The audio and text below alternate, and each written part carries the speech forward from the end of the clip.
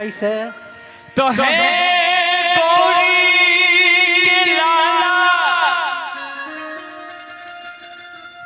राउर हाला सगरो की जय हो विघ्न विनाशक सिद्धिदायक गणेश जी केहू ना भेटाई भागवत के लिखे के व्यास जी के भैनी सहायक गणेश जी जय हो लंबोदर गजानन के दंतयंत धावक है सबसे पहले होला राउर पूजा गणेश जी जय हो ए बाबा एक महीने हो रहा है राजू भैया तकार किसी धिकार सभवा में आई के हरि जापे होई सहाय गणेश जी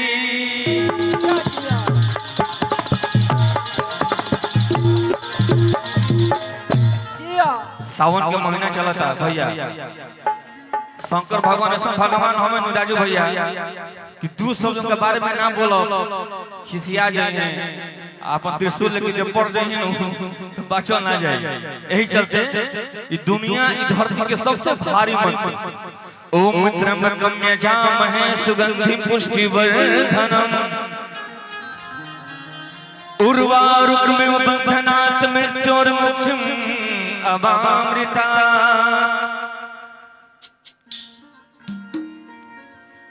ठीक बने ओम मृत्युंजय महादेव त्राहि मां शरणागतम जन्म मृत्यु जरा व्याधि पीडितम कर्म बंधने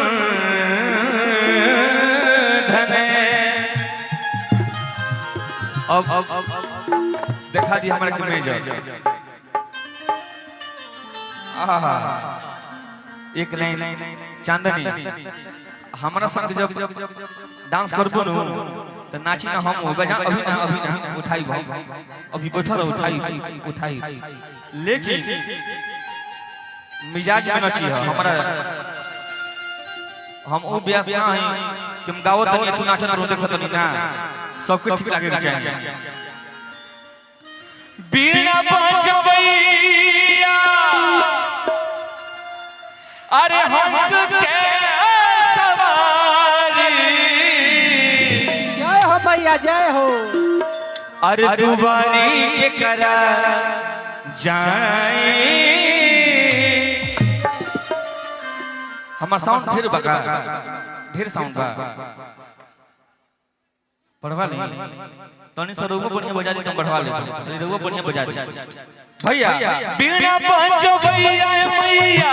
हंस के सवारी बीना बजवैया मैया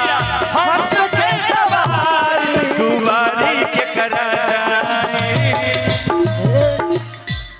ये सुन ले गायत्री कोटवाला में हम से डांस कर ले अरे कि दुबारी के करा जाए हमार कमलवास कुंवर का डांस करे ले कोई से अरे दुबारी के करा चांदनी अरे जाए देखिए कैसे बबुआ भैया बजाइए अरे हे जग के मां दुबारी के करा जाए हे जग के महारानी दुबारी के करा जाए जय हो जग के दुबारी के करा जाए हे जग के महारानी बीना बजवैया मैया हंस के सवारी बीना बजवैया मैया हंस के सवारी दुबारी के करा जाए हे जग के दुबारी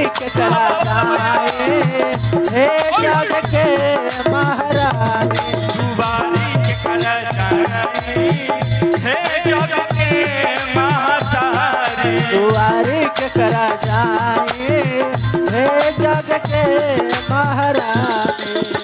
बालक अबोध बुझ के गलती भूला जा बालक अबोध बुझ के गलती भूला जा तोहरे करिले सेवा भैया भवानी मैया आंगना में आ जा तोहरे करिले सेवकैया बाबा दुआरी के करा जाए हे जग के महारानी दुआरे के करा जाए हे जग के महारानी भैया अगर ठीक लागल हो के नु एक बार ताली बजा के आशीर्वाद दे दिलो ये मतलब है दीपक बाबू अब भोजपुरी में मुर्गी होला हमने खाई 3 दिन से बुखार लगता पेट झड़ता उल्टी होता लेकिन माई की कृपा बाकी आज गावत नहीं है जा हम अब बबुआ भैया तेरे मुर्गी दिखाए एक बार होइए मार के ठीक बनो तन तेज में थले बढ़ा ले पहले सर अरे की पढ़नी ना लिख की ई हे हां आई देखो डांस हमारा अगर ठीक लागे भैया ताली बजाए को सगर से जागरण के मतलब ये भई कि हम गाएं अब तो ताली बजाओ रहे आई देखी कैसे कि पढ़नी न जय हो बना रहा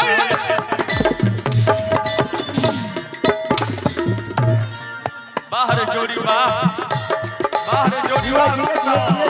पढ़नी न लिखनी मैया